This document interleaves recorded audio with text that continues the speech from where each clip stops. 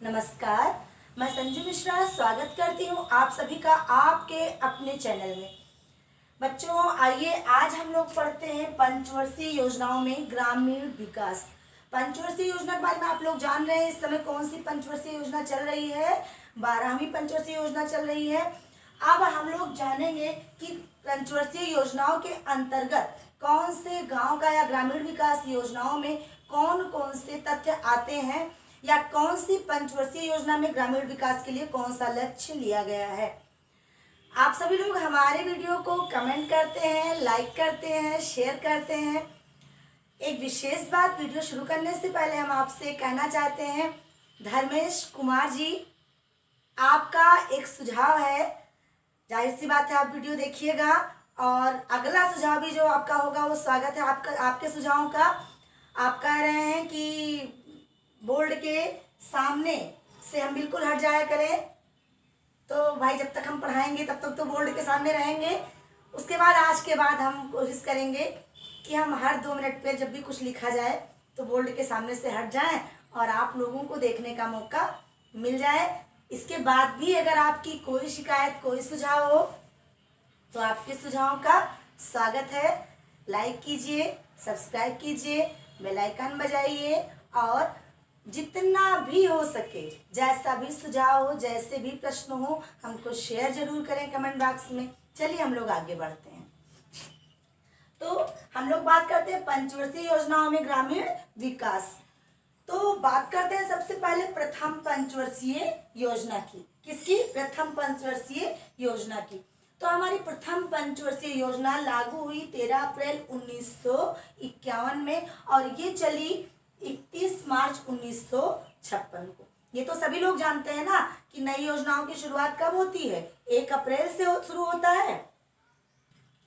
नई योजनाएं जितनी भी होती हैं कब से शुरू होती हैं? 1 अप्रैल से। वित्तीय वर्ष कब शुरू होता है? 1 अप्रैल को। और वित्तीय वर्ष की समाप्ति कब होती है? 31 मार्च को। हर साल होता है ना, इतना तो आप लोग जानते ही होंगे।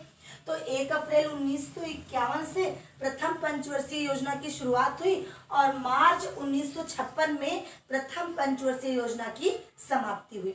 अभी प्रथम पंचवर्षीय योजना का प्रमुख ग्रामीण योजनाओं में उद्देश्य क्या था? कृषि का विकास करना। भाई हम लोग कृषि प्रधान देश से हैं तो कृषि तो हमारे यहाँ हो ही रही थी, लेकिन उन्नत फसल, उन्नत बीज, मिट्टी की जांच, तमाम सारी तकनीकियों का विकास जैसे कार्यक्रम किए गए। किसके लिए? कृषि के विकास के लिए। समझ आ रहा है ना? अगली पंचवर्षीय योजना यानी कौन सी? दूसरी पंचवर्षीय योजना। इसकी शुरुआत की गई 1 अप्रैल 1956 में और समाप्ति हुई है 31 मार्च 1961 में। ठीक है। इसका उद्देश्य क्या था?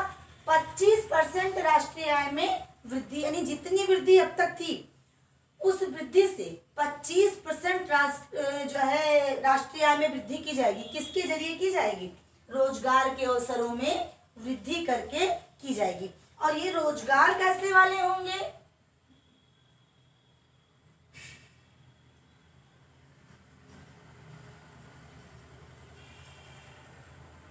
कैसे रोजगार होंगे? स्थानीय युवक श्रम के तहत। ठीक है, कि अब जो देश का श्रम है उसको ही देश के लिए हम लोग उपयोग में लाएंगे और उससे देश का विकास करेंगे, ग्राम का विकास करेंगे और ग्रामीण लोगों का भी विकास करेंगे।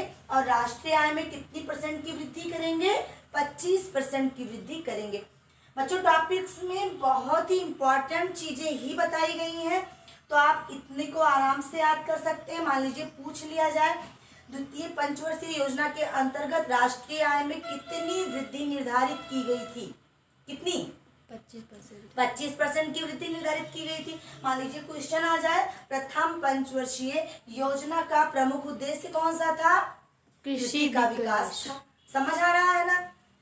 उसके बाद हमारी है तीसरी पंचवर्षीय योजना। फिर से शुरुआत तो 1 अप्रैल से ही होगी, इधर तो कुछ याद ही नहीं करना है।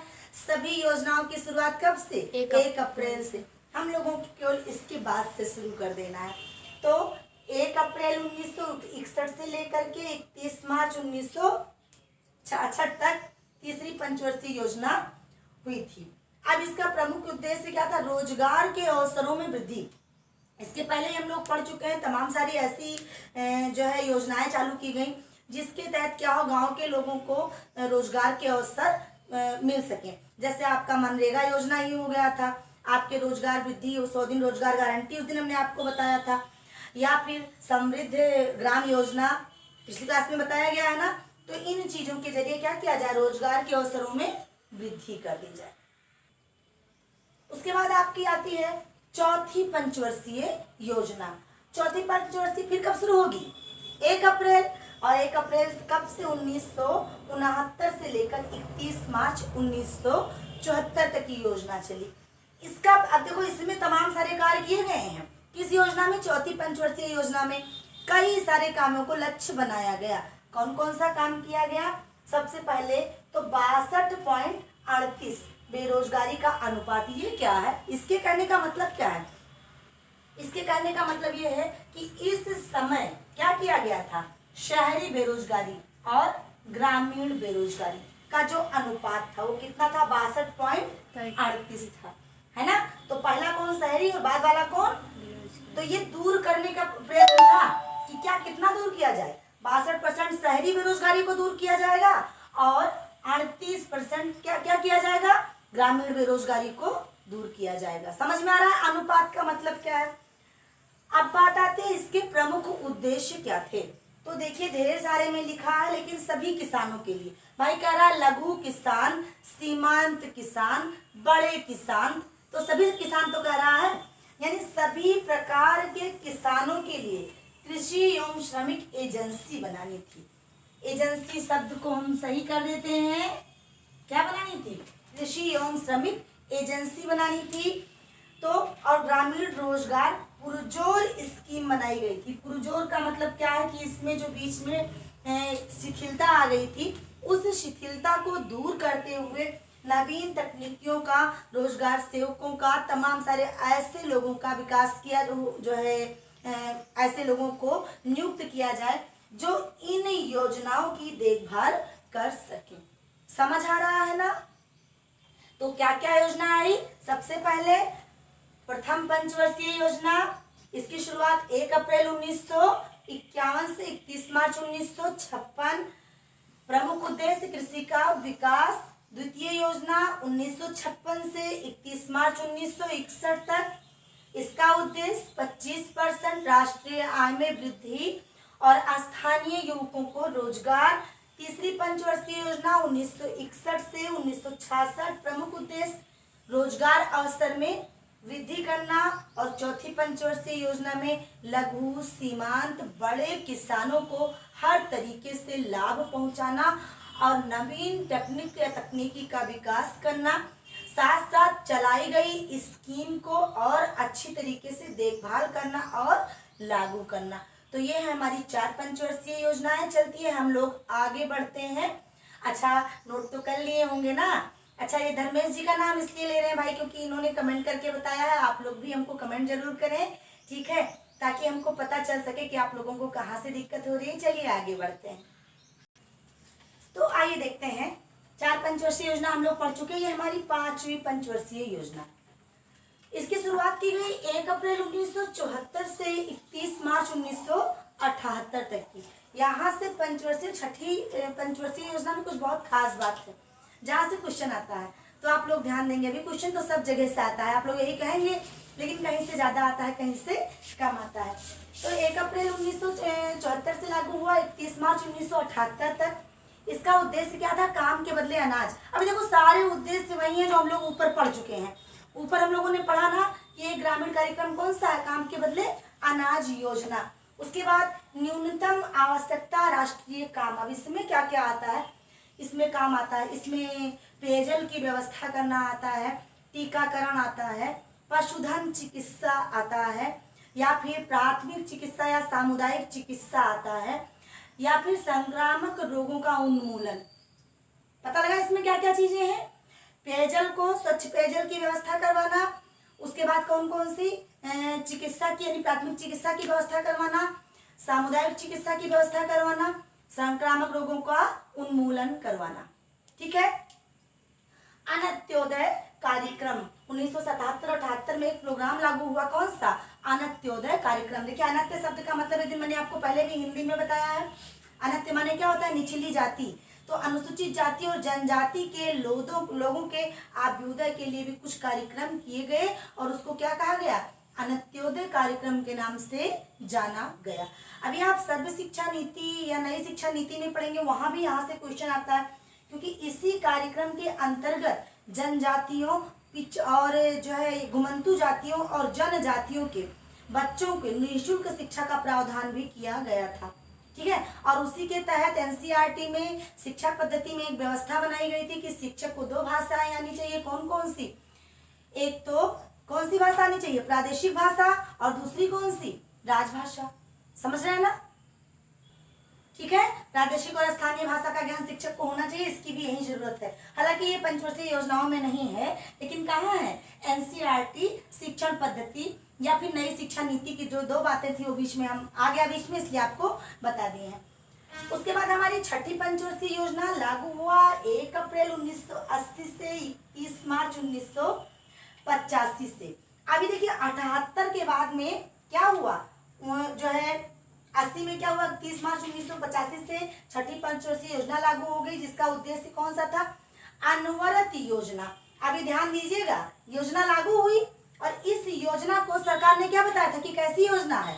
अभी देखो जनता पार्टी की सरकार थी और इसने अनवरत योजना बनाई थी कि जब तक चलेगा। पंचवर्षीय योजनाओं के कुछ प्रोग्राम कब तक होते हैं कि जब तक संपूर्ण लक्ष्य की प्राप्ति नहीं होगी तब तक चलता ही रहेगा, आगे बढ़ा दिया जाता है ना कुछ प्रोग्राम को। तो ऐसे भी इसको अनवरत योजना के रूप में लागू किया गया था।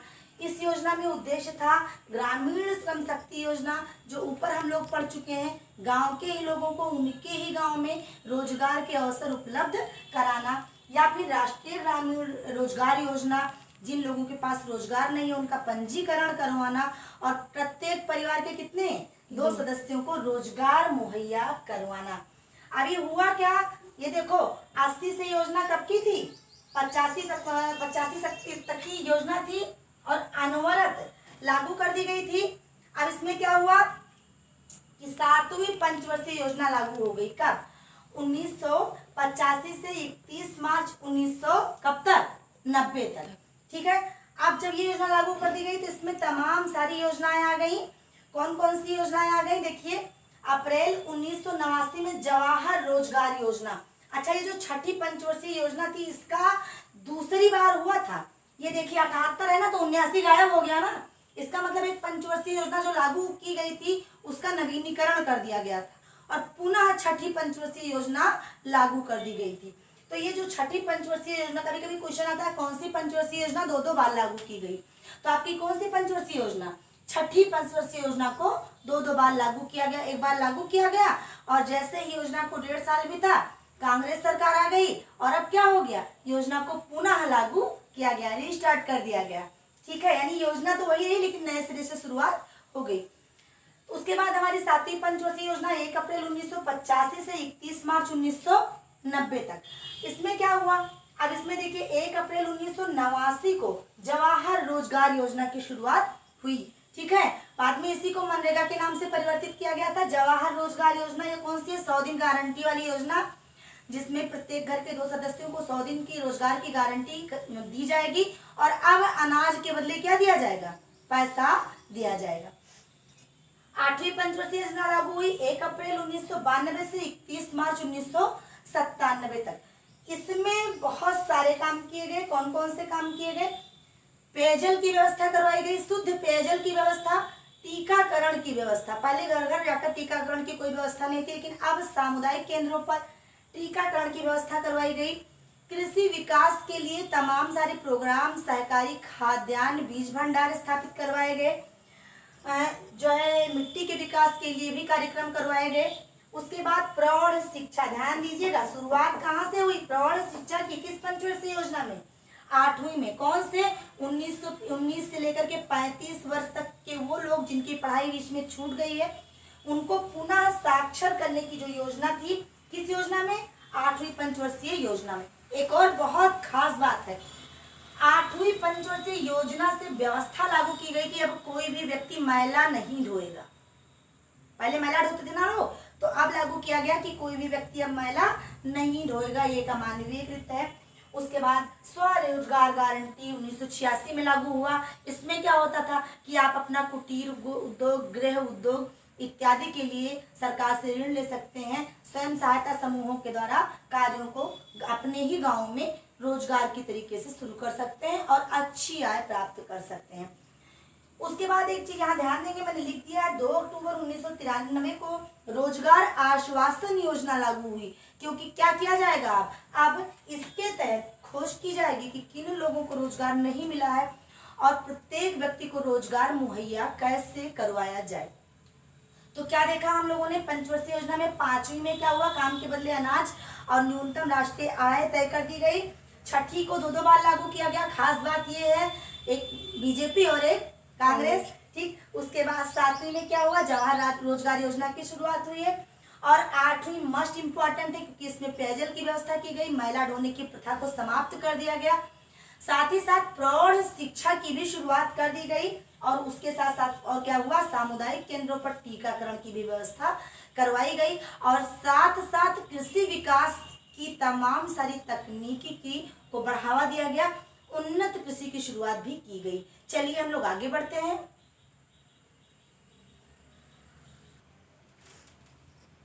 नवी पंचवर्षीय योजना लागू की गई 1 अप्रैल 1997 से 31 अप्रैल 2002 तक के लिए। इसका सबसे प्रमुख उद्देश्य था भारत देश में निर्धनता का उन्मूलन। लोग भारत को एक गरीब देश कहते हैं, तो भारतीय जो है प्रति व्यक्ति आय को बढ़ावा देना और क्या करना, निर्धनता का उन्मूलन करना। भोजन और पोषण, भोजन के रूप में कैसे, मिड डे मील की योजना, और पोषण, भोजन और पोषण की योजना यानी कि कैसा, पोषाहार वितरण की योजना की शुरुआत करना, जिसमें गर्भवती, धात्री माताओं और छोटे बच्चों को पोषण की व्यवस्था उपलब्ध कराना और साथ साथ उत्तम आहार की व्यवस्था उपलब्ध कराना। स्वर्ण जयंती ग्राम स्वरोजगार योजना 1999, स्वर्ण जयंती, गांधी जी का स्वर्ण जयंती ग्राम स्वरोजगार योजना। इसमें क्या था कि अब गांव में ही क्या किया जाएगा, गांव के अंदर रोजगार सृजन की व्यवस्था को पुरजोर व्यवस्थित तरीके से लागू किया जाएगा। 10वीं पंचवर्षीय योजना थी 2002 से 2007 तक, जिसका प्रमुख उद्देश्य था प्राथमिक शिक्षा, जनसंख्या का नियंत्रण, जनसंख्या की दशकीय वृद्धि को रोकना। इसमें जनसंख्या का परसेंटेज निर्धारण हुआ था कि कितना प्रतिवर्ष घटना चाहिए, 10%, 20%, पहले 2 सालों में 10%, अगले साल में 20%। उसके बाद में साक्षरता को बढ़ावा देना और वनाच्छादन यानी वृक्षारोपण प्रोग्राम की शुरुआत करना। 11वीं पंचवर्षीय योजना का प्रमुख उद्देश्य था, योजना की टाइमिंग है 2007 से 2012 और इसका प्रमुख उद्देश्य था पूर्व प्रारूपों की लक्ष्य पूर्ति, यानी कोई खास उद्देश्य लेके नहीं चला गया। वही पेयजल की व्यवस्था जो पुरानी वाली थी, स्वर्ण जयंती ग्राम स्वरोजगार योजना के कार्यक्रमों की पूर्ति करना, देखभाल करना, पोषाहार वितरण को और उत्तम तरीके से लागू करना या फिर अल्पसंख्यक बच्चों के लिए वजीफा, ड्रेस वितरण इत्यादि की व्यवस्था करना। यानी कोई भी इसमें नया कार्यक्रम लागू नहीं किया गया था, पूर्व निर्धारित प्रारूपों को ही अच्छी तरीके से व्यवस्थित किया गया था। चलिए आगे बढ़ते हैं। 12वीं पंचवर्षीय योजना लागू हुई 2012 से लेकर के 2017 तक का और इसका सबसे प्रमुख उद्देश्य जो था ये था विश्व में भारत की आर्थिक स्थिति को उन्नत बनाना। शुरुआती 2 वर्षों में भारत की जो वित्तीय जो है स्वरूप था, वित्तीय ढांचा था, वो डगमगाता हुआ सा नजर आया। आर्थिक संकट आया और ऐसा लगा कि जो है विश्व के स्तर से भारत का जो वैश्विक आर्थिक स्तर है उसका ढांचा क्या हो रहा है, गिर रहा है। लेकिन क्या हुआ कि बाद में वर्ष 2015 के बाद वैश्विक आर्थिक विकास दर्ज किया गया और उस समय भारत के विकास के दर में 7.4 की वृद्धि हो गई। ठीक है, इस समय 13वीं पंचवर्षीय योजना चल रही है। 17 खत्म हो चुका है, 18, 19 और 20 और इसको खत्म होने में भी कितने दिन शेष है, 2 वर्ष शेष है। तो इस योजना को जो वर्तमान में चल रही है इसमें यह बताया गया है कि अभी से भारत की वैश्विक आर्थिक स्थिति में वृद्धि हो चुकी है, आंकी गई है 8.4, जहाँ तक मुझे ध्यान आ रहा है स्टार्टिंग में एक थोड़ा सा गड़बड़ हुआ, मैंने ये बताया, ये कहना चाह रहे थे कि इस समय 12 पंचवर्षीय योजनाएं समाप्त हो चुकी हैं। संभवतः मैंने कहा है कि इस समय 12वीं पंचवर्षीय योजना चल रही है, तो अगर ऐसी कोई गलती होगी तो हम क्षमा प्रार्थी हैं। आप लोग वीडियो को देखें, जानें, उसको पढ़ें और जो भी दिक्कत हो कमेंट बॉक्स में कमेंट करें, शेयर भी जरूर करें, साथ ही साथ लाइक करें और हम कोशिश करते रहेंगे कि नित्य नए वीडियो आपको मिलते ही रहेंगे। तो मिलते हैं अपने अगले वीडियो में। नमस्कार।